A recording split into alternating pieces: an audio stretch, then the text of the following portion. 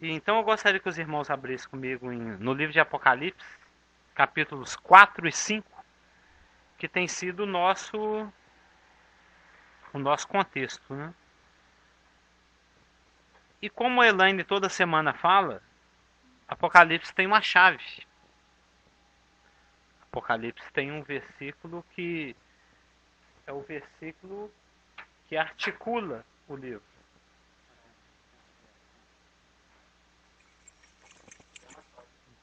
Não, são três. São três. Né? São as coisas que são, as coisas que viste, as coisas que são e as coisas que depois destas hão de acontecer. As coisas que viste, o Senhor pronto para julgar, o Senhor glorificado. As coisas que são o período da graça da igreja, esse que nós estamos vivendo agora, que vai de Gênesis, ou que vai do arrebatamento, de Pentecostes, até o arrebatamento. Tudo ok. E a partir do capítulo 4, nós estamos vendo as coisas que depois destas hão de acontecer. João é chamado ao céu, uma porta se abre, e no capítulo 4 vemos um grande salão, um trono armado, e o grande personagem do capítulo 4 é aquele que está sentado no trono. Nós temos visto algumas características dele, nós sabemos que ele é magnificente, como foi cantado inclusive na primeira música, ele é magnífico, porque ele é jaspe, né? Ele é comparado ao diamante. Nós sabemos que ele é amor, nós sabemos que ele é fiel, nós sabemos que nós podemos esperar nele, e nós sabemos que aquilo que ele fala, ele não volta atrás. Mas ele, apesar do Deus Todo-Poderoso que está sentado no trono, ser o personagem central do capítulo 4, nós estamos tendo uma visão do trono de Deus, ele tem coadjuvantes. Ao redor do trono dele também existem outros 24 tronos, que nós vimos na semana passada, que representa a igreja, por diversos motivos, que nós vimos. Também, nessa sala, além do Senhor sentado num trono que está armado provisoriamente, um trono que tem a finalidade de dar validade ao testamento de Deus, dar validade ao inventário de Deus, não é essa a palavra? Ao inventário de Deus. É, os bens, né? Os bens que foram levantados, capítulo 4 de Apocalipse. Então nós estamos dando um resumo do capítulo todo. Então temos o Senhor Deus assentado no trono, nós temos a igreja presente, glorificada, representada, tipificada, simbolizada pelos 24 anciãos, porque é um sacerdócio, 24, e são anciãos, e é um ministério de governo também, e de louvor e de adoração. Se encontra presente também seres viventes, que eu particularmente creio que sejam seres aos quais Deus revelou muito da natureza e do caráter dele, exatamente para que eles tivessem a capacidade de louvar, de invocar adoração e de proclamar a santidade de Deus com pertinência de conhecimento. Para isso são criaturas, são poucas criaturas, né? Não existem milhões e miríades de miríades, como a gente vê aqui no capítulo 5, verso 11,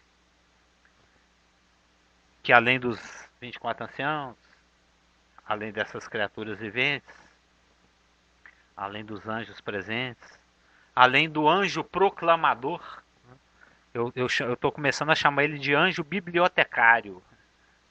Então nós vamos ver que tanto aqui no capítulo 5, como no capítulo 10, como no capítulo 18, quando ele aparece, ele sempre está relacionado a assuntos de biblioteconomia. Ele sempre está relacionado a livros. Então eu estou chamando ele de o anjo bibliotecário. É o anjo que toma conta lá dos livros de Deus. Porque Deus, ele tem estantes, ele tem livros. Ele faz coleção de livros, ele é um bibliófilo. Ele escreve, ele registra tudo, ele é alguém minucioso. Se ele tem olhos, né, nós vamos ver que o cordeiro ele tem 7 olhos. Então são olhos que detêm todo o conhecimento, que prescrutam todo e qualquer cantinho.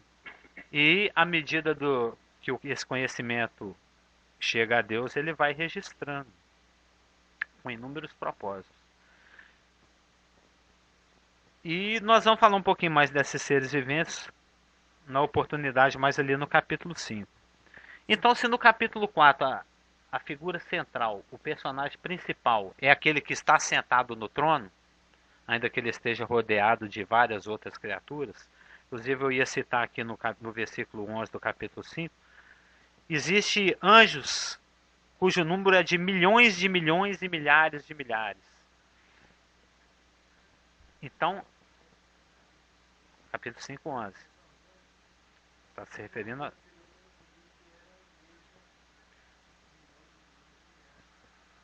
Em qual versículo você fala?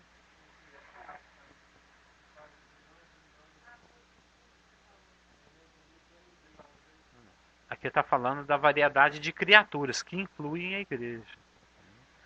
Nós vamos na realidade, por antecipação daquilo que está profetizado em algumas outras passagens, que diz que todo joelho se dobrará e toda língua confessará que Jesus Cristo é o Senhor, vai haver um dia, um momento em que vai haver esse reconhecimento universal. O versículo 11 em diante dá meio que uma antecipação disso, porque a tribulação está prestes a acontecer. O mundo ainda não conhece Deus, mas é dito aqui que todas as criaturas no céu, na terra, debaixo da terra, no mar, etc., vão proclamar a glória de Deus, vão louvar a Deus. Isso aqui é meio que uma figura de linguagem falando da universalidade da adoração que é devida ao Cordeiro por causa do seu grau de dignidade. Nós vamos entrar nessa agonia mesmo. Então, se no capítulo 4, ainda que existem inúmeros coadjuvantes, o anjo bibliotecário, a igreja glorificada, as miríades, os milhões e milhões de anjos e de salvos, os seres viventes, o personagem principal é o que está sentado no trono. Já no capítulo 5, vamos dar uma lidinha. Apocalipse capítulo 5, verso 1. Vi na mão direita daquele que estava sentado no trono um livro. Esse livro chama atenção. Este livro rouba a cena.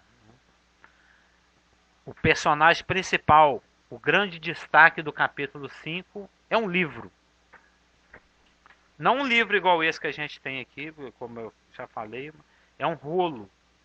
É um rolo. É um biblos. Porque antigamente ainda não tinha esses livros da forma como nós temos hoje. Eram enrolados de pergaminho, ou de papiro, ou de pele de cabra. Mas de qualquer maneira, eles recebiam o conteúdo da informação a qual se destinava a preservar. Então, se no capítulo 4, o personagem central, aquele que chama a atenção, é o que está sentado no trono, no capítulo 5, verso 1, um objeto rouba a cena, um objeto chama a atenção, um objeto cativa a curiosidade do universo, um rolo. Deus puxa a gaveta ali do trono, tem uma gaveta ali, né? Tem uma gaveta, ele tira esse rolo e apresenta ao universo. Todo mundo presta atenção.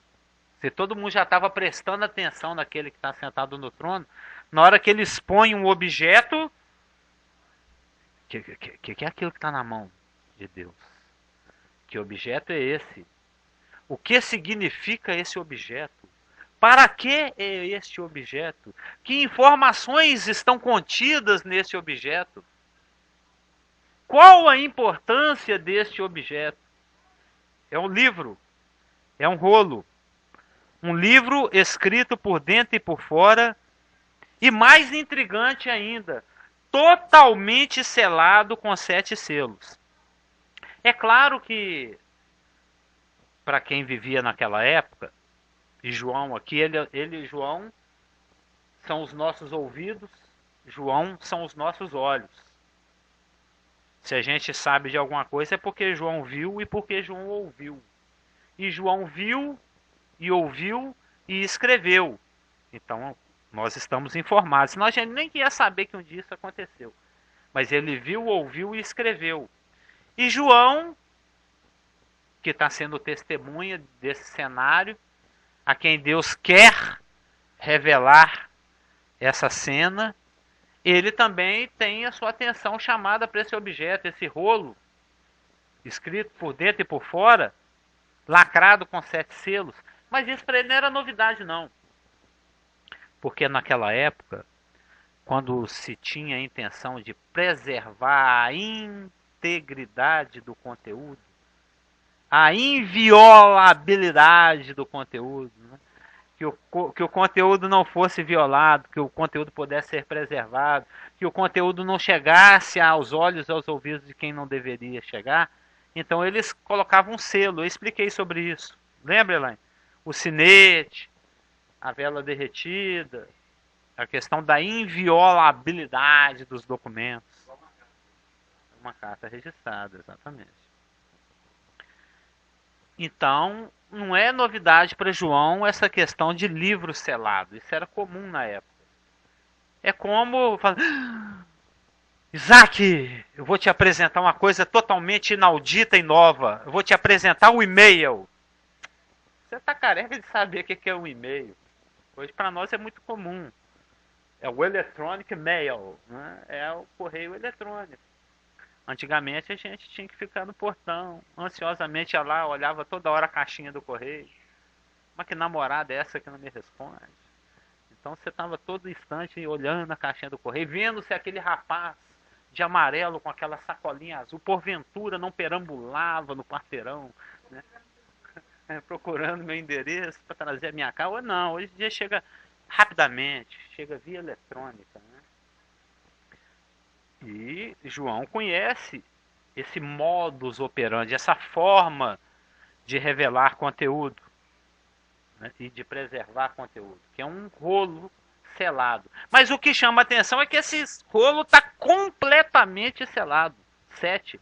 Está totalmente selado, ele tem 7 selos, o que aponta para a importância do conteúdo e do rolo. E mais ainda, não só pelo fato dele estar selado septuplamente, mas pelo fato dele estar na mão de quem está.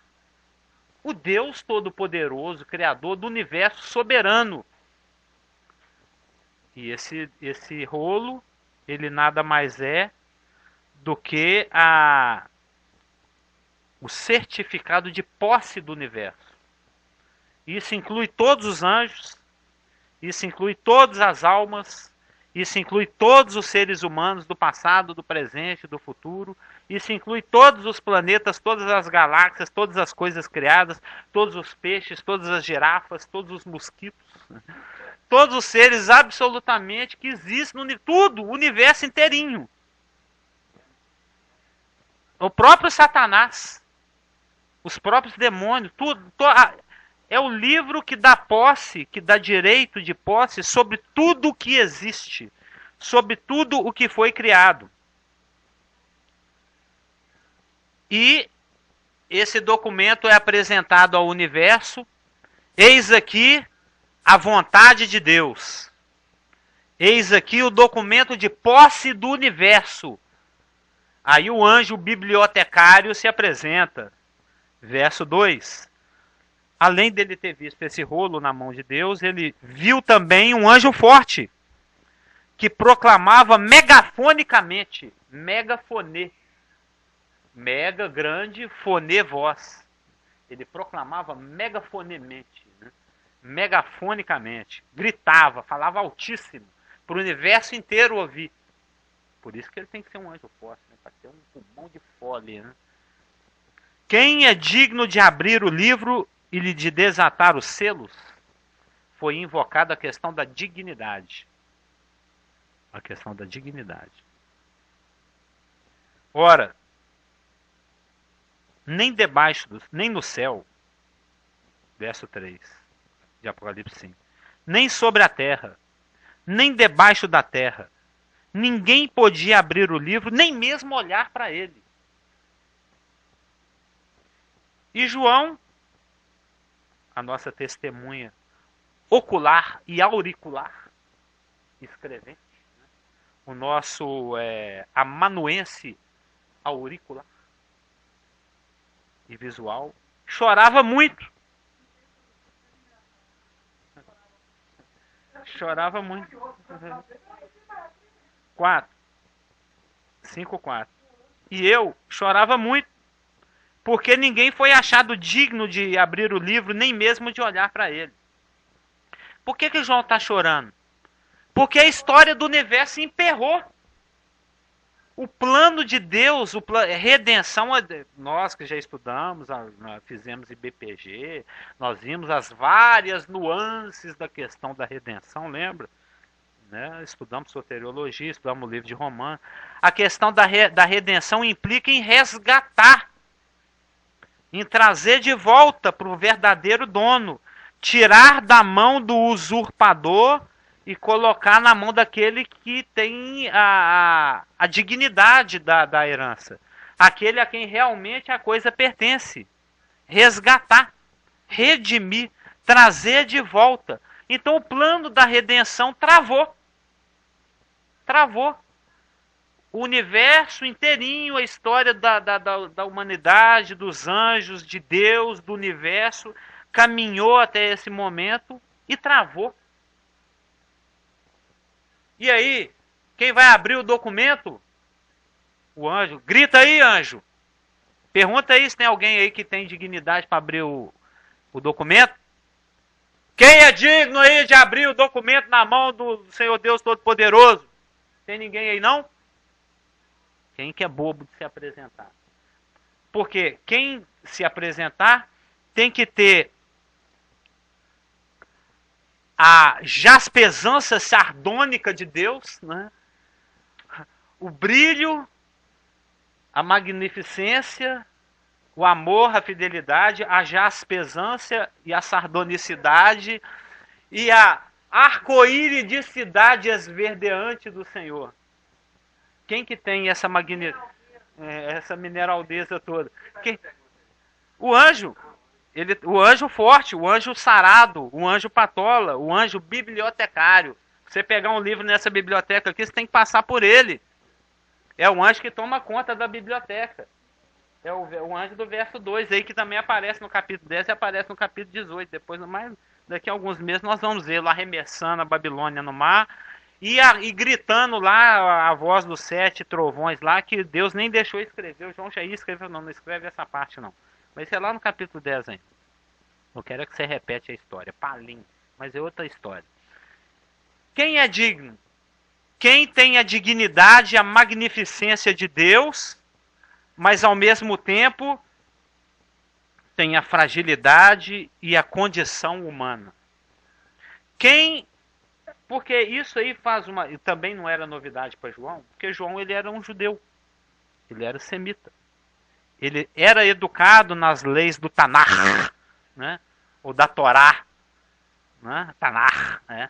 São os 24 livros do Velho Testamento.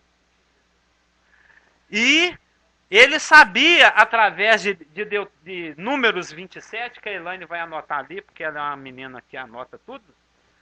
Em Números 27, de 1 a 11, eu vou ler somente o 11, fala o seguinte: se teu pai não tiver irmãos, dareis a sua herança ao parente mais chegado da sua família, para que a possua.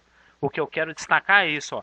A herança cai nas mãos do parente mais chegado para que a possua. Números 27, 11. Esse é o ponto. Esse é o ponto. Porque quando eles estavam peregrinando no deserto, chegaram algumas garotas lá e falaram assim: nosso pai morreu e não tem homem na nossa família, o nome do nosso pai vai ser apagado? É a questão do livro de Ruth. É a questão do parente remidor. O livro de Ruth. Conhece o livro de Ruth? Não, não. Isso aí é outra história. É o Ló. Aqui eu estou falando das filhas de Joquebede, parece, né? É as filhas de Zelofeade. Lá de Deuteronômio, de Números 27. As filhas de Zelofeade foram lá e falaram, puxa, nosso pai morreu, nós não temos irmão. E aí, vai ficar por isso mesmo?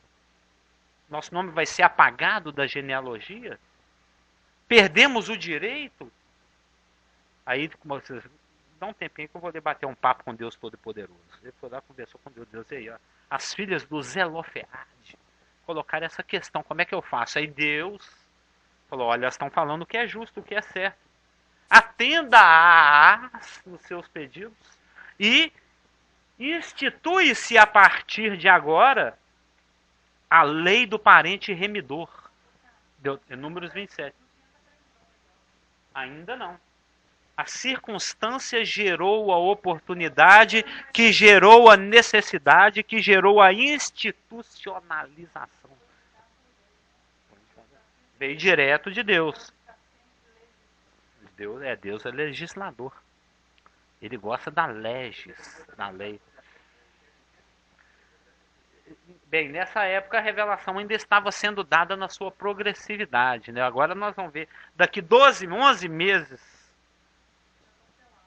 daqui 42 semanas, hoje é a 11ª semana, são 52, hoje é a 10ª semana, daqui, são 52 semanas que vai durar esse estudo, daqui 42 semanas eu te respondo isso, que é quando vai ser falada a questão do fechamento do cânon. Né? Ou seja, agora não se acrescenta mais nada na revelação. O Espírito Santo ilumina o que já está revelado, como diz o Clésio, que o presente momento dispensacional não se caracteriza pela inclusão de maior volume de revelação, mas antes e sim, contudo, porém, antes, no entanto, contudo, porém, todavia, pela iluminação daquilo que já foi revelado. Ou seja, traduzindo, não se escreve mais nada. Não se acrescenta mais nada, a Bíblia já está completa. Agora o Espírito Santo ilumina o que já foi revelado. Mas, nesse momento aqui, em Números 27, que foi há 3.457 anos atrás, foi em 1450 a.C., foi em 3.462 anos atrás, a revelação ainda estava sendo dada na sua progressividade. E surgiu essa pendência. Tá, e aí? Nós estamos sem parente. Vamos ficar fora das genealogias? Das tribos? Da história? Aí Deus falou, não. Elas estão falando que é certo. Institua-se a partir de agora os preceitos que regulamentam a questão do parente remidor. Ou seja, para um nome não ser apagado das tábuas genealógicas, um parente mais próximo assume os direitos e as responsabilidades. Na lei do Levirá já é uma outra questão. A lei do Levirá é uma questão de consagração. Aqui são as leis do parente remidor. Morreu, a herança está aí, mas também tem uma esposa sem filho. Então você vai casar com a sua cunhada e os filhos que dali nascerem não vão ser considerados como seus filhos, mas filhos do seu irmão que morreu sem deixar filhos. Isso lá dentro das leis mosaicas está tudo bem discriminadinho. É só os irmãos lerem minuciosamente Êxodo, Levítico, Números e Deuteronômio. Lê esses 4 livros aí bem atentamente, vocês vão achar lá essas questões. Está bem esmiuçadíssimo. Esses livros são muito pormenorizados. Mas de qualquer maneira, o ponto que eu estou querendo chamar aqui, que é a questão, o universo foi violado. A propriedade de Deus foi usurpada. Ela está nas mãos de um usurpador, que é Satanás. Tudo isto te darei, se prostrado me adorares. Quem que é o Deus desse século? Quem que manda nesse mundo?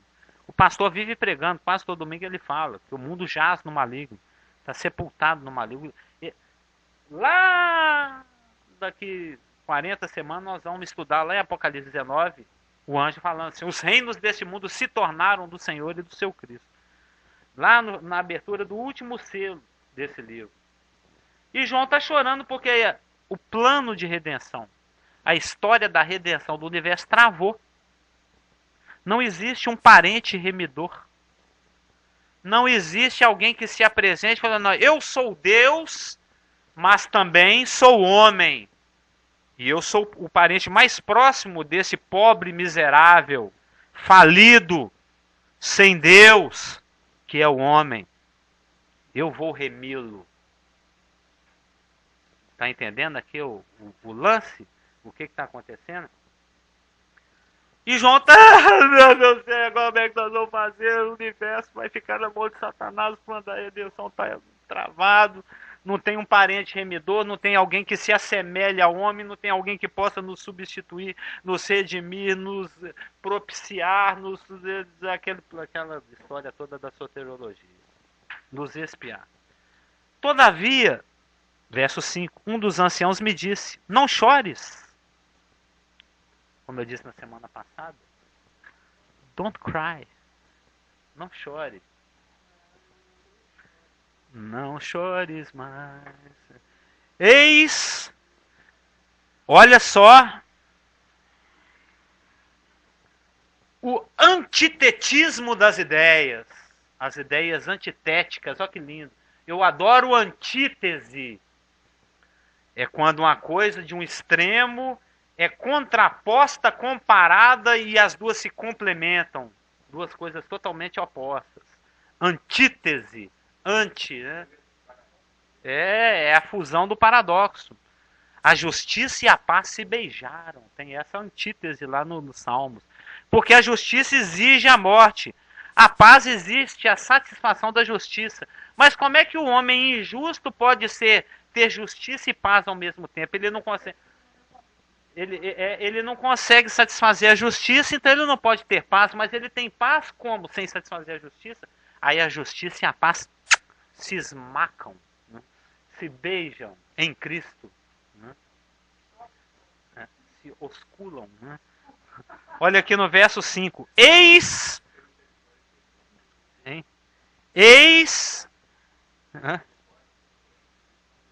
Amém. Eis que o leão, o rei da criação. Não, esse é o leão dentudo, bem dentuço. É um leão. O símbolo leão é símbolo de força. É símbolo de autoridade. É símbolo de quem está por cima na cadeia alimentar. Né? É símbolo de que ninguém, ele a todos preda e de ninguém é predado. Né? Ele tá na cúspide da cadeia alimentar, ele está no topo, no cimo, no alto, no máximo, na autoridade, na glória, no poder, na honra. Ele é símbolo do forte. O leão da tribo de Judá. Está falando de privilégios, está falando de primazia, está falando de força, está falando de quem manda. Eis aí o leão da tribo de Judá, a raiz de Davi. Aí vem a antítese. A raiz, aquela coisa tênue, fragílima, aquela coisa pequena. Davi, o mais nanico dos 7 ou 9 irmãos de Jessé, que é uma das menores das famílias que tinha na época. Samuel foi lá, lembra? Quem já leu lá Reis, sabe. Samuel tinha sido rejeitado por Deus, Saul tinha sido rejeitado por Deus, Samuel recebeu a revelação de Deus, vai lá, a tribo de Judá, procura a família assim assada, aí você vai procurar a família do Jessé, fala para que os filhos dele se apresentem. E foi chegando, mais bonito, mais forte, mais poderoso, que tinha mais dinheiro. Falei, não é esse, não é esse. Passou lá uns 8, se não me engano. Eram 9 irmãos ou 8? Agora eu estou confuso. Eram muitos irmãos. Lá, os irmãos Eu acho que era um 7 ou 8. Ele era o 7º ou 8º, em 1º Reis. Aí passou todo mundo, ele era tão pequeno que nem contava, né? É um pirralho, era um Natanzinho tomando conta lá das ovelhas lá. É, um nanico lá. Um nanico. Pequenininho lá. Um púbere. Né? Era um púbere tomando conta do rebanho. Passou aquele Zacão. Passou o Joelzão. Passou aquele monte de irmão. Tudo forte, tudo bonito, tudo sarado, tudo. Samuel não é esse não. Você não me falou nada aqui não. Mais um aí. Não tem mais nenhum não? Ah, tem um pequenininho lá tomando conta das ovelhas, mas que ele não conta não, atrás lá, deve ser ele. Na hora que chegou, o Espírito Santo é esse aí. O menorzinho, o mais simples. O aparentemente mais sem valor. Eram 7 irmãos? Ele era o 8º ou o 7º? 1 Samuel 16:10. Ele era o 7º ou o 8º, Davi? Pois é, depois que passou uns 6 ou 7, aí o Jessé, papai, lembrou dele.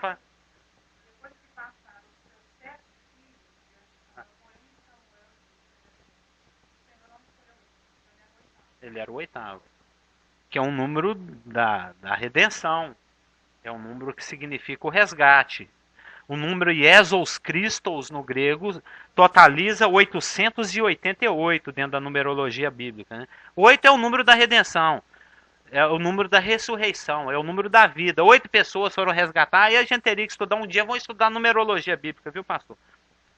8, o número da redenção. 9, o número do fruto. Então, assim, ó, o leão.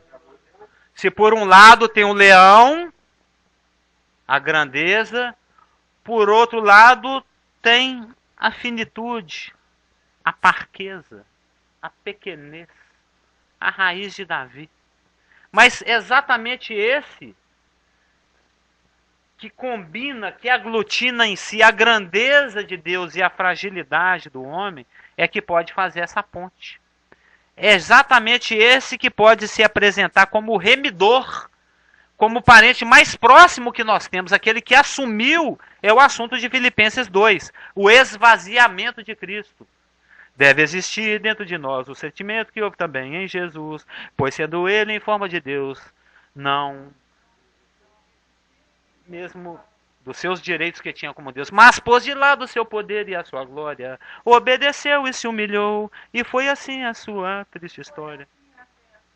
Triste morte de cruz. Ou seja, ele largou, ele deixou, ele colocou, ele deixou no cabide toda a sua grandeza e glória, toda a sua leonice, né? E veio aqui e assumiu a sua, eu vou até citar a palavra, a sua arniosidade. Arnios, exatamente. Prosseguindo para os irmãos entenderem, né? Verso 6, para reforçar mais ainda a pequenez da questão da raiz, né? Para reforçar mais ainda, para passar um lumicolor no antitetismo da apresentação do remidor, né? Então vi no meio do trono, no lugar de destaque, né? Porque eu e o Pai somos um. Vamos dizer que, de acordo com 1 Coríntios 15, isso daqui 40 semanas, quando a gente estiver estudando Apocalipse 20, 21, nós vamos ver que o trono do Pai e do Filho se fundem. São como que um só. Os dois têm igual autoridade. Ele herda toda a autoridade de Deus. Esse livro, esse rolo, mostra exatamente isso. Mateus 28:18, Colossenses 1:16b, Filipenses 2, de 9 a 11 e Efésios 1, 9 e 10. É a herdeiricidade de Cristo, ele herdando tudo. Ele se apresentando como aquele que tem o direito, por ser filho de Deus e por ser filho do homem, por ser leão e por ser boi, por ser leão de Judá e por ser raiz de Davi, por ser leão de Judá e ser aquilo que está no verso 6. Então vi no meio do trono e dos 4 seres viventes e entre os anciãos de pé. Aí ele se apresentou. Ele se colocou de pé. um cordeiro, como tendo sido morto, porque é na morte que ele conquista a vitória. Ele tinha todo o poder e todo o conhecimento, 7 chifres e 7 olhos, que são os 7 Espíritos de Deus enviados por toda a terra. Ou seja, gostaria até de ler aqui, ó. Eis aqui o leão, fala da exaltação. A raiz de Davi, fala da humilhação. Isaías 53, bem conhecido. A sua dignidade não se apoia nem na leonicidade, nem na raizicidade. Vamos dizer assim, nem no fato de que ele é leão, nem no fato de que ele é raiz. Mas em ambos, porque ele é Deus, homem. Romanos 9, 5a. Eu gosto da letrinha, né, Leandro? Romanos 9, 5a. Tito 2, 13 e 1 Timóteo 2, 5b. Né? Ele é Deus, homem. É um paradoxo o que a gente está vendo aqui. Alguém falou a palavra paradoxo aí. O verso 5 e o verso 6 nos apresentam um paradoxo. Algo que nos explica. Algo que vai fora da lógica. Algo que vai fora daquilo que a gente raciocina normalmente. Como é que ele pode ser o extremamente exaltado, humilhado? Como é que ele pode ser aquele que é o mais exaltado dos exaltados? Ele é exaltado. Como é que ele pode ser o mais exaltado dos exaltados e o mais humilhado dos humilhados? Porque ele é leão e ele também é árnios. Um paradoxo. O exaltado humilhado. João se volta para contemplar. Ele dá aquela olhada assim, né? Cadê o leão? Porque o rapaz aqui, o dos 24, falou assim, ó, chora não. Eis aqui o leão da tribo de Judá. Ele olha, cadê o leão? Cadê aquela juba loura avermelhada? Cadê a robustez? Cadê a exaltação? Cadê a força e a glória? Ele olha, o que ele vê? Um cordeiro, um árnios, como que tendo sido morto. João se volta para contemplar o leão, em vez disso vê um cordeiro. E o que é mais bonito na palavra é isso, que toda vez que a palavra cordeiro aparece no Novo Testamento, aparece amnos, A-M-N-O-S, é o grego, né?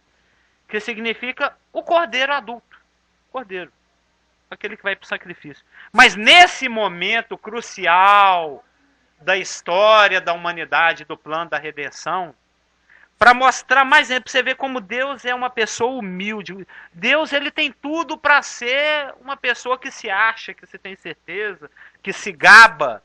Mas ele faz questão de se apresentar, de se associar, de se simpatizar com aquilo que é humilde, com aquilo que é fraco, com aquilo que é lágrima, com aquilo que não tem valor, com aquilo que é desprezado. Ele não se liga, né? Ele é o jáspio sardônico, mas ele não se liga nisso, não. Ele gosta da questão da humildade. Cristo, para mostrar mais ainda o quanto que ele ama, é a humildade, é o que é pequeno, é o que é fraco. Como o pastor pregou uns 2 domingos atrás, é aquele pavio que está quase apagando. Não é? Ele, no seu ministério messiânico, ele não ia acabar de quebrar o canicinho que já está dobrando, e nem acabar de molhar no cuspe assim. Essa vela já está quase apagando mesmo. Só tem um restinho de vermelho lá na ponta do pavio. É melhor molhar o dedo de cuspe e apagar isso. Agora fica esse trem fedegando aqui, fica soltando essa fumacinha fedorenta. Não. Por isso que ele falou, se você tiver fé do tamanho de um grãozinho de mostarda, já serve. Para mim já serve. O difícil é se não tiver fé. Se não tiver fé, aí não tem jeito. Sem fé é impossível agradar a Deus. Agora, se tiver fé do tamanho de um grãozinho assim, assim, eu creio. Eu estou chorando aqui, eu creio pouco, mas eu creio. Eu não estou duvidando, não. Eu só creio pouco. Eu estou achando difícil, mas eu estou acreditando. Não é que eu estou duvidando. É difícil, não é? Não, é difícil. O senhor há de convir comigo que é muito difícil, mas eu creio. Então, se tiver aquela fezinha do tamanho de um grão de mostarda, se o seu pavio não apagou 100%, ainda tem uma pontinha de vermelho lá na ponta, ele, em vez de apagar o resto, ele e sopra para ver se volta a ser fogo de novo, para ressuscitar, igual o irmão estava falando aqui. Ele não acaba de matar, não. O negócio dele é trazer para a vida de novo. Por isso que ele não esmaga o canicinho quase dobrando e nem apaga a lamparina fumegante. Até o toco cortado com o cheiro da água brota de novo.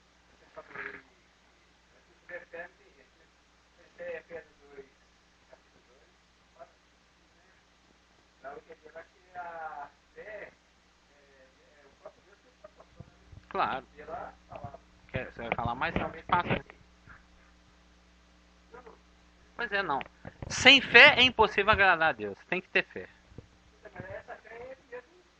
Claro, ele nos proporciona. Tudo é Deus que proporciona. O homem não tem nada. O homem não tem nada. O homem não tem nem a fé para acreditar nele. É Deus que dá. É o caso lá da Lídia.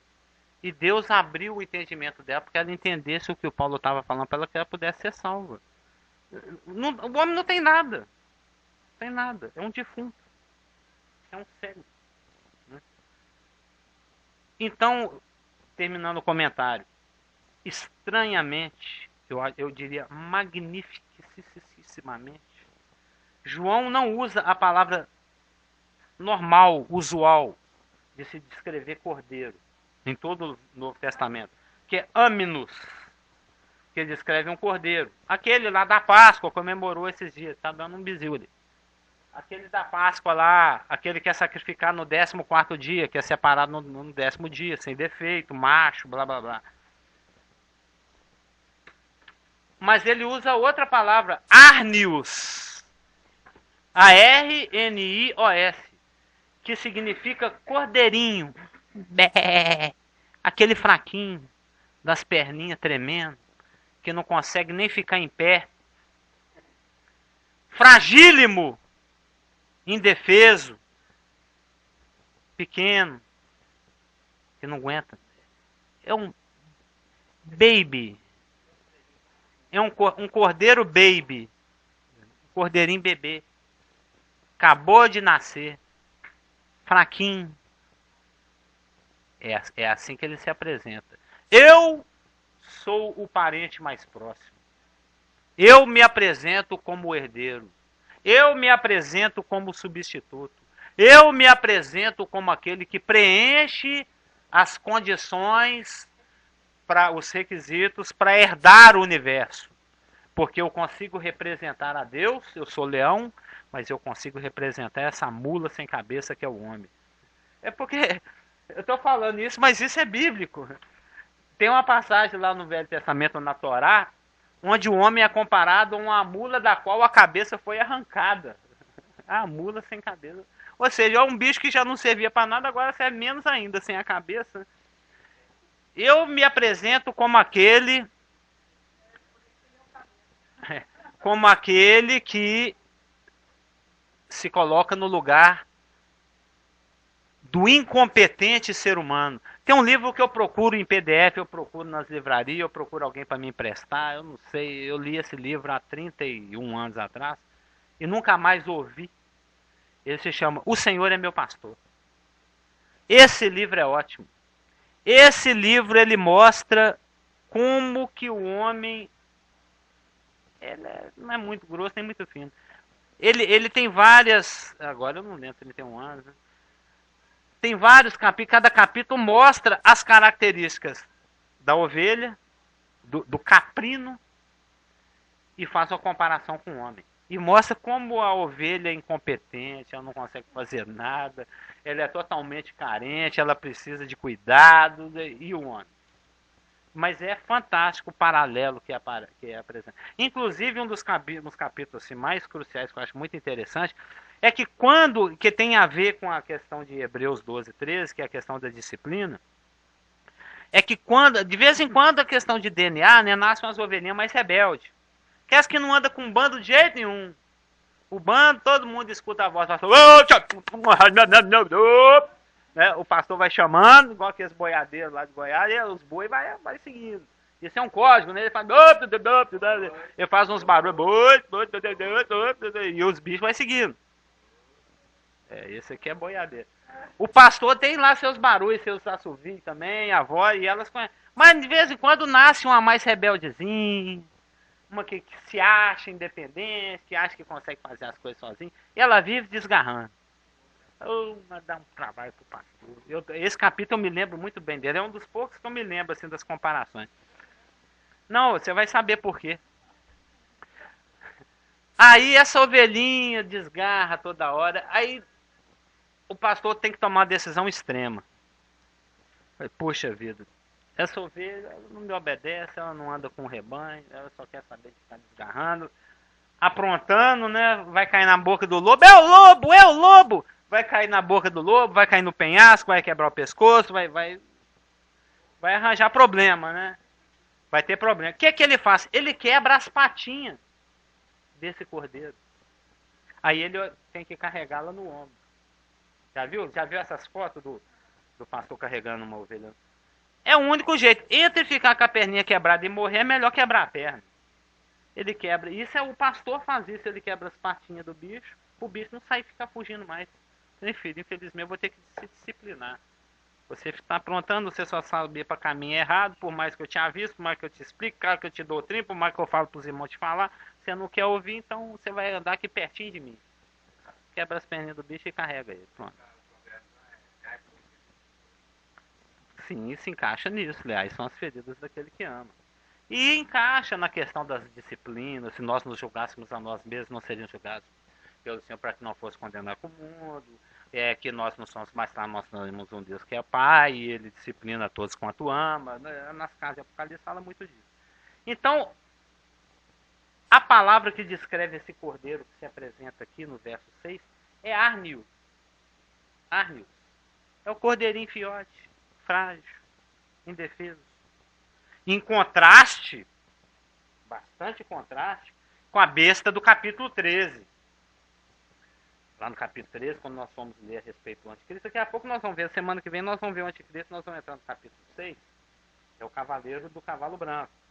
Nós vamos ver que ele é arrogante, ele é a Therion, né?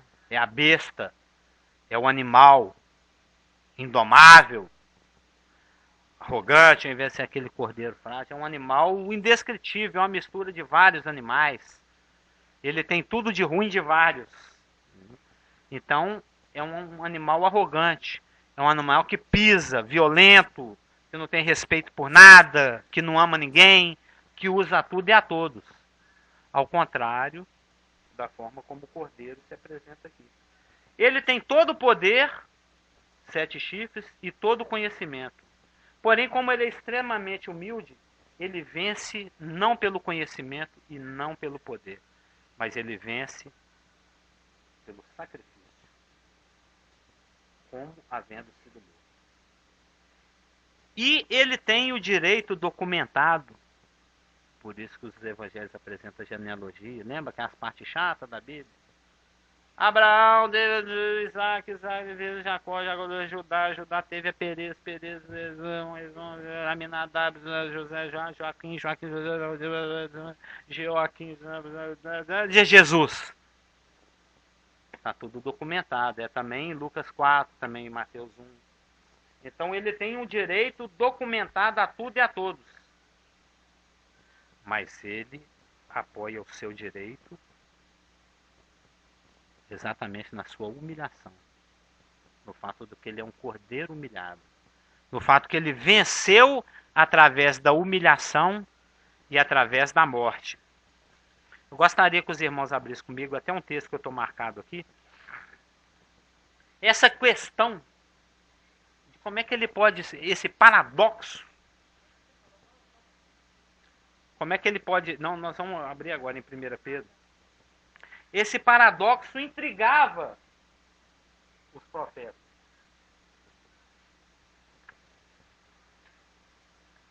Intrigava os profetas. Como é que ele pode ser o exaltado humilhado? Como é que ele pode ser leão?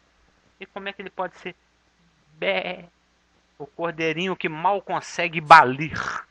Né? O cordeiro bale, você sabe disso, né, Joel? O cordeiro bale. Bé. Em 1 Pedro 1, de 10 a 12, diz o seguinte: foi a respeito desta salvação que os profetas indagaram e inquiriram.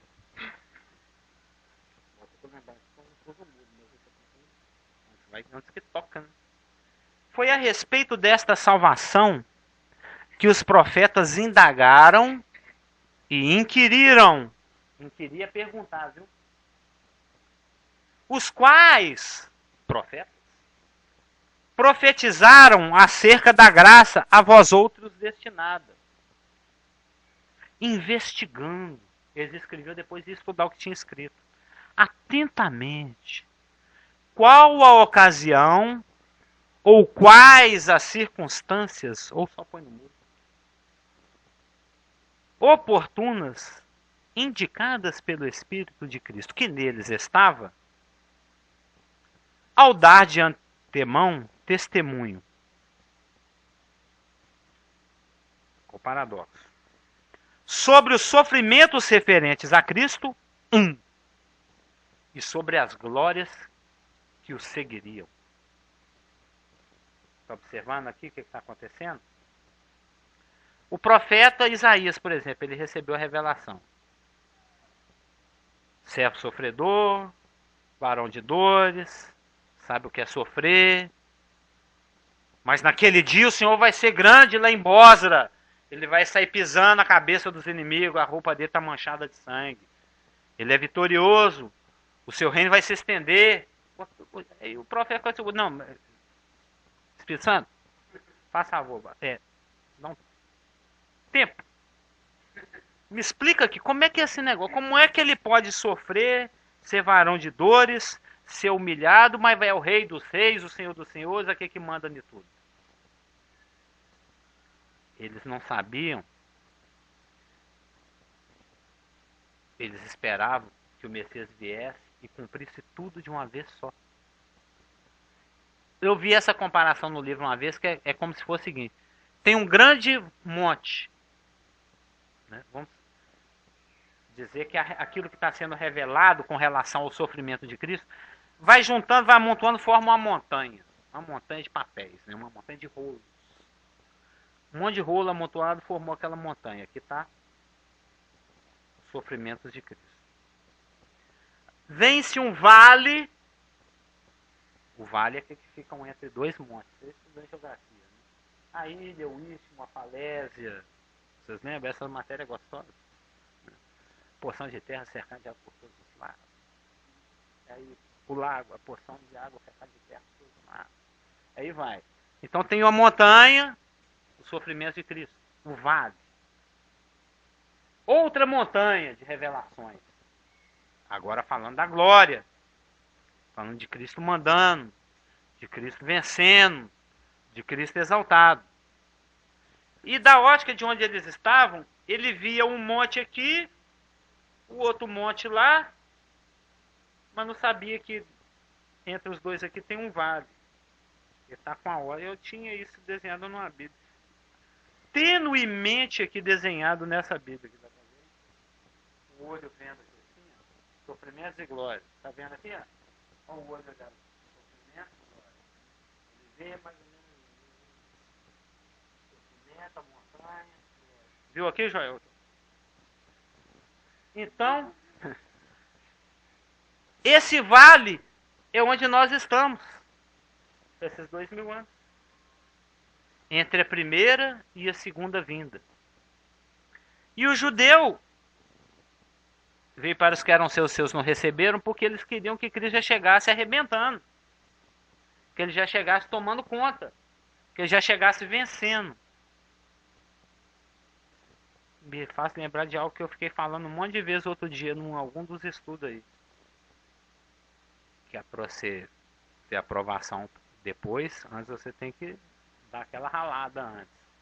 Pastor, lembra aí como é que é o provérbio que nós inventamos aí. Né? Sem provação não tem aprovação. Uma coisa assim.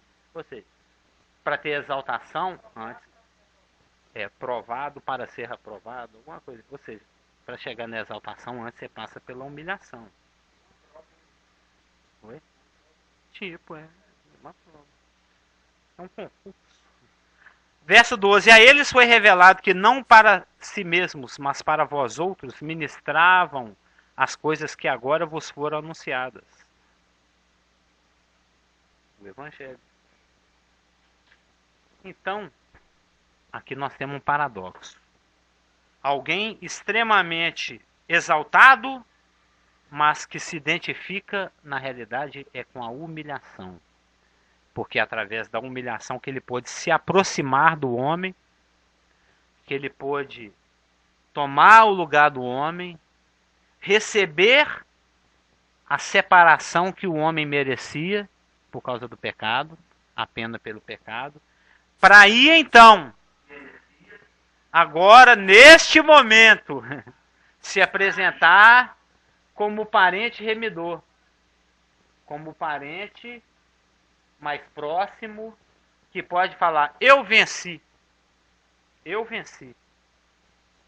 Verso 7. Veio, pois, e tomou o livro da mão direita daquele que estava sentado no... Não ficou um puxando um lado do outro, não. Ou seja, significa que Deus falou: você é digno. Porque o anjo proclamou: quem é digno de tomar o livro da mão daquele que está sentado no trono? Aquele que é o Arnios, mas também é o leão, se apresentou, comprovou a sua dignidade, exatamente pelo fato de ter passado pela morte e ressuscitado. Aí então ele vai, no verso 7, pois, e toma o livro da mão direita daquele que está sentado no trono. Isso faz eco e repete, ecoa algo que já havia sido profetizado uns 700, 650 anos antes, que está em Daniel 7, que diz o seguinte: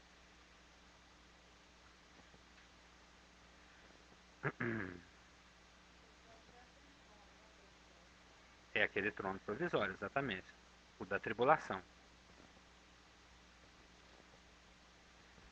Daniel 7,13. Eu estava olhando nas minhas visões da noite, e eis que vinha com as nuvens do céu um como filho do homem. Daniel 7, 13 e 14. Tipo importante esses versículos. Eu estava olhando nas minhas visões da noite, e eis que vinha com as nuvens do céu um como filho do homem. O parente mais próximo. É o parente remidor. É Jesus Cristo. É um dos títulos que ele mais gostava. Sempre quando ele falava a respeito de si mesmo, lembra? Ele sempre falava assim: não, porque o filho do homem, ele veio para... Ele não veio para julgar, ele veio para buscar e salvar o que tinha perdido. Mas é porque o filho do homem... Então verá o filho do homem. Ele tinha orgulho desse título. Né? Um santo orgulho desse título. É o meu título de humilhação. É aquele título através do qual eu me identifico com aquele a quem eu tanto... Como Deus nos ama, né? Ele gosta desse tal do rapaz chamado homem. Essa criatura. Ele podia tanto gostar dos cachorros, dos gatos, das pulgas, das formigas. Ele vai gostar do homem. Ele morreu por causa do homem. Outro dia eu estava até meditando nisso. Satanás, Deus está lá, brincando de massinha, né? Fazendo o narizinho, o orelhinho, moldando, fazendo aquele Adãozinho. Satanás está lá olhando. Morrendo de ciúme. Quando me fez, tocou bandinho, teve festa, andava no meio das pedras, fulgurante, brilho para todo lado. Agora fazendo esse aí de barco, do chão aí. Nós semelhança. Tanto queria, né? Serei semelhante ao Altíssimo. Deus soprou a vida no nariz do homem, pôs ele no jardim das delícias do Éden.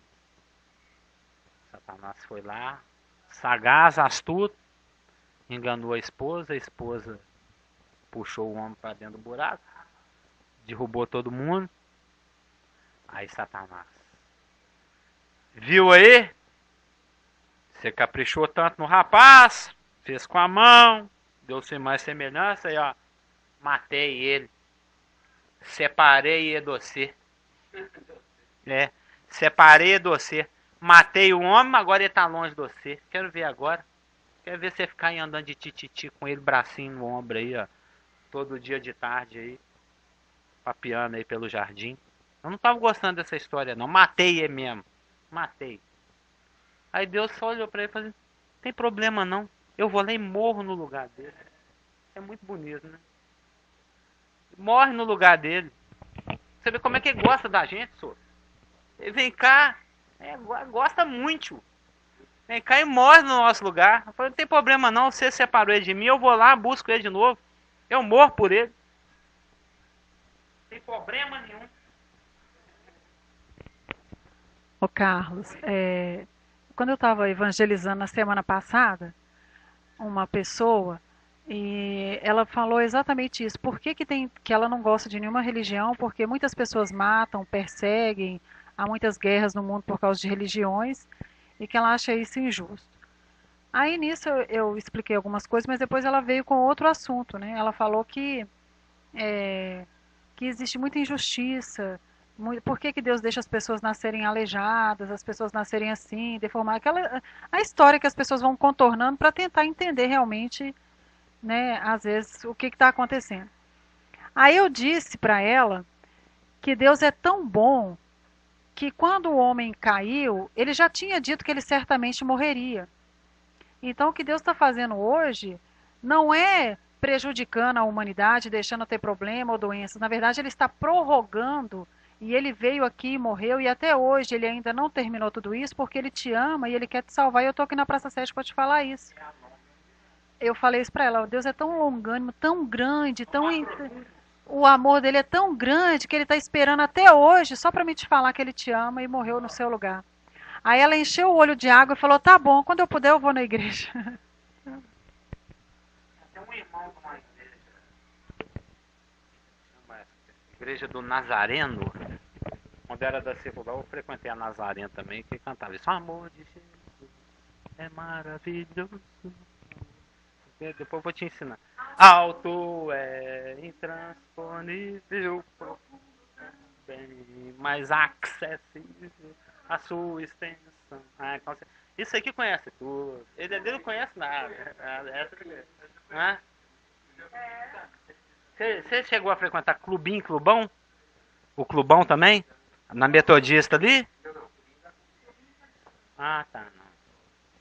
Então, agora, o impasse foi desfeito. O nó foi desatado.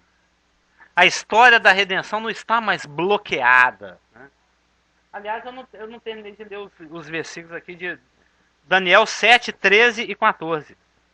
É que eu estava molhando o palato. Né? Eu estava olhando nas minhas visões da noite, e eis que vinha com as nuvens do céu um como filho do homem. É o nosso texto aqui de Apocalipse. Foi lá, pegou o rolo. E dirigiu-se ao ancião de dias. E o fizeram chegar até ele. Daniel 7, 14 agora. Consequência de ter tomado o rolo das mãos do ancião de dias do Altíssimo. Foi-lhe dado domínio e glória e o reino para que os povos, nações e homens de todas as línguas o servissem.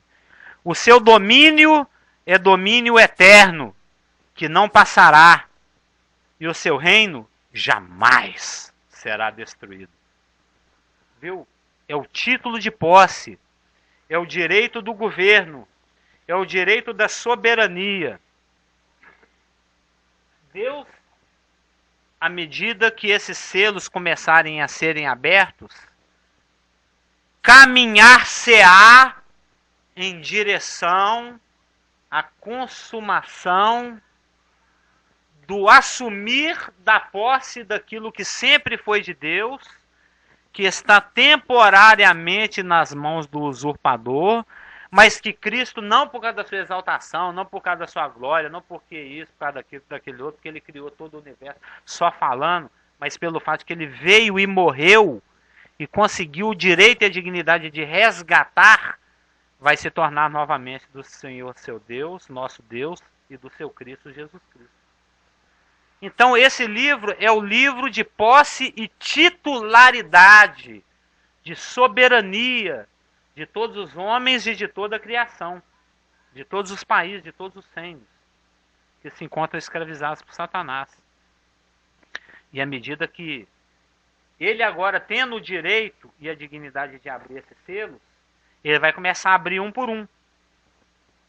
E isso vai demorar de Apocalipse 6 até Apocalipse 19. 6, 7, 8, 9, 10, 11, 12, 13, 14, 15, 16, 17, 18, 19.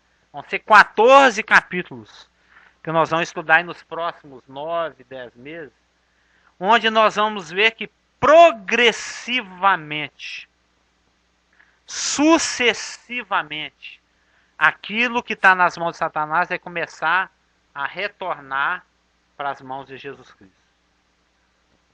E ele vai fazer isso consumando juízos. O cordeiro rompe os selos, os anjos tocam as trombetas e Deus derrama as taças. É todo um processo, é todo um cerimonial. Nós vamos ver que tem todo né, no dia que ela informou, não tinha toda uma pauta a ser seguida. Primeiro apresenta os bobão tudo aqui pro público, aqui um monte de gente alegre. Depois tem as partes em que se ora, em que se fala, em que se agradece, em que se jura e depois se celebra. Tem todo um processo. Primeiro vai ser apresentado os porquês, os personagens, o quadro geral. Isso vai ser no capítulo 6, 7, 8, 9 e 10. Tudo aquilo que tem que acontecer nesse período de 7 anos. E esse processo, nós vamos estar lá presentes. Nós estamos representados aqui, simbalenizados pelos 24 anciãos aqui nesse salão. Nós vamos ver essa cena de Jesus Cristo se apresentando como nosso parente remidor. E no momento em que ele tomar esse rolo das mãos do Deus Altíssimo, das mãos do Ancião de Dias, levar-se a 7 anos para que se rompa os 7 selos. Vai gastar 14 capítulos. 7 anos. Uma chabua, uma semana de Daniel. Uma tribulação e uma grande tribulação. Mas no final dos 7 anos, todos os selos estarão abertos, todas as trombetas estarão tocadas, todas as taças estarão derramadas. À medida que essas coisas forem acontecendo, Satanás vai ficar mais e mais acuado, mais e mais sem espaço. À medida que os selos vão sendo abertos, ele vai, opa, é igual aqueles jogos. Os caras vão entrando e atirando. Igual as pragas do Egito. Tem também esses Counter-Strike, esse negócio aí. Os caras entram, opa, tomei aqui o saguão. Agora eu tomei aqui a sala da fortaleza, até chegar lá onde está a princesa, lá, onde o Mário resgata a princesinha. Lá dentro do castelo, né? Vai avançando progressivamente, paulatinamente, ininterruptamente. É que ela gosta dessa palavra, ininterruptamente. Vão avançando. Satanás vai perdendo espaço. Quando chegar na metade da tribulação, não tem espaço nem no céu mais para ele. E já abriu-se selo suficiente para reconquistar o segundo e o primeiro céu. Ele é obrigado a fugir aqui para a terra. Ele é derrubado aqui na terra, na segunda metade da tribulação. É quando ele fica muito nervoso, irado, sabendo que pouco tempo lhe resta. 3 anos e meio. Então é um processo. A reclamação com a força da lei de tudo aquilo que Adão perdeu e que está nas mãos de um usurpador, vai começar. Vamos gastar 14 capítulos. 9 meses na casa do pastor. 7 anos de tribulação. Já vai estar, ele vai estar assistindo aqui com a gente. Vai estar atrapalhando o estudo, chorando. Aí Pelé veio pra lá, já está com cólica. Ué. Já vai ter nascido o Felipe já. E a gente aqui estudando selo. Vai ter que pôr o berçário.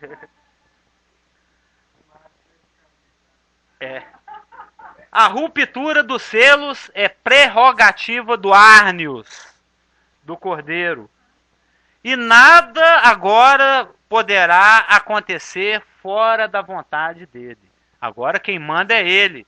O anjo forte bibliotecário falou, e aí, quem quer o livro? Quem tem direito? Quem é digno? Ninguém quis apresentar. Elane ficou calado, o Márcio não falou nada, o Natan não saiu do canto dele. Ninguém levantou. O Cordeiro foi lá, apresentou as credenciais dele. Eu sou leão, eu sou cordeiro, eu sou raiz, eu tenho genealogia e ainda por cima eu morri. Morri e paguei o preço. E a morte não me segurou. E eu ressuscitei, então sou digno. Então agora você dá licença.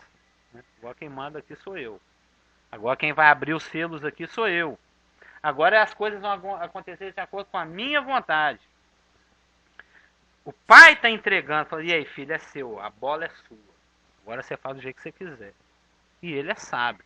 Ele tem conhecimento suficiente, 7 olhos e poder suficiente para fazê-lo. 7 chifres.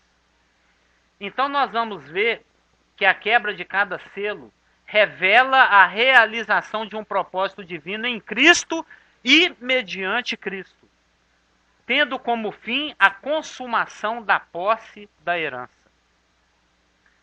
Daí, palco montado, paciência de Deus esgotada, tudo pronto para acontecer, segue-se o louvor, que nós lemos na semana passada. Eu gostaria de fechar lendo o versículo 12, que é o louvor séptuplo.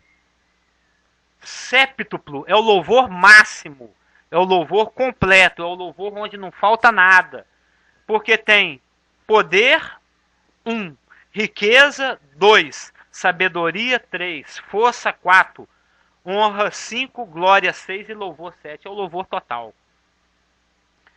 Aí, ó, milhões de milhões, miríades de miríades, anjos, seres viventes, anciãos. Tem até lá nos últimos salmos, eu gosto muito, é meio que um crescente os últimos capítulos de salmo. Vai chegando no capítulo lá, todo ser que respira louva o Senhor.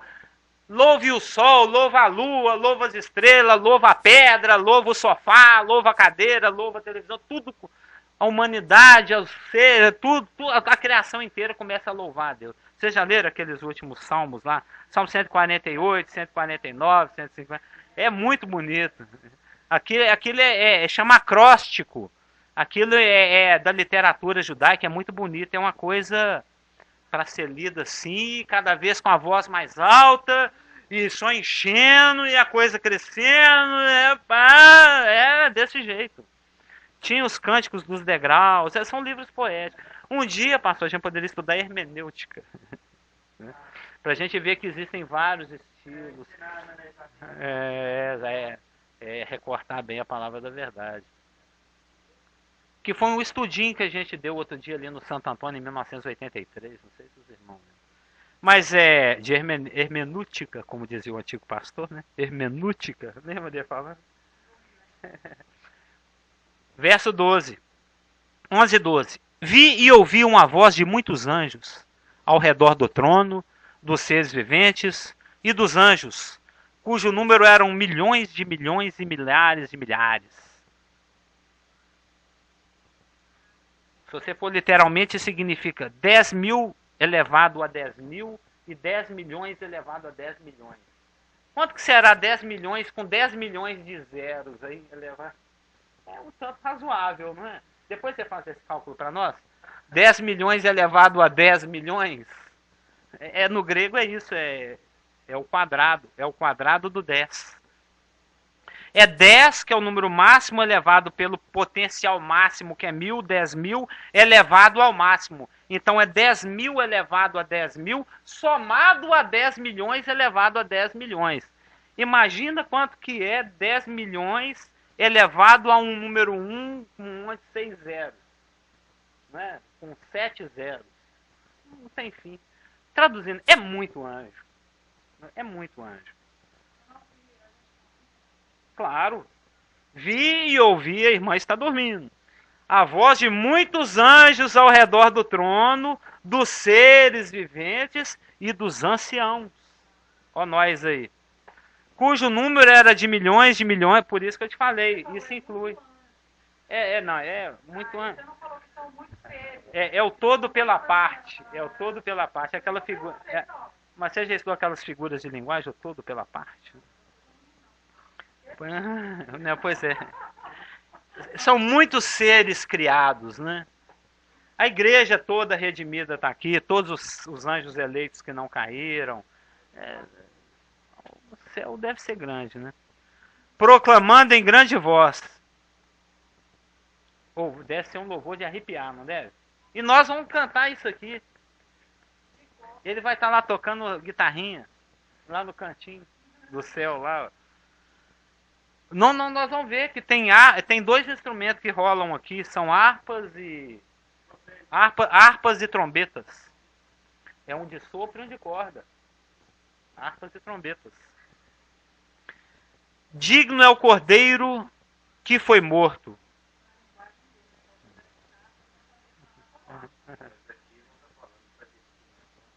Não, mais para frente nós vamos ver. Sim, por enquanto tá no, como é que chama aquele negócio? Tá na capela. Por enquanto é na capela. Mas mais para frente nós vamos ver que tem harpa e tem trombeta. Proclamando em grande voz: digno é o cordeiro que foi morto de receber o poder, a riqueza, a sabedoria, a força, a honra, a glória e o louvor. Amém? Então, na semana que vem, nós vamos ver a tribulação propriamente dita. Apocalipse 6.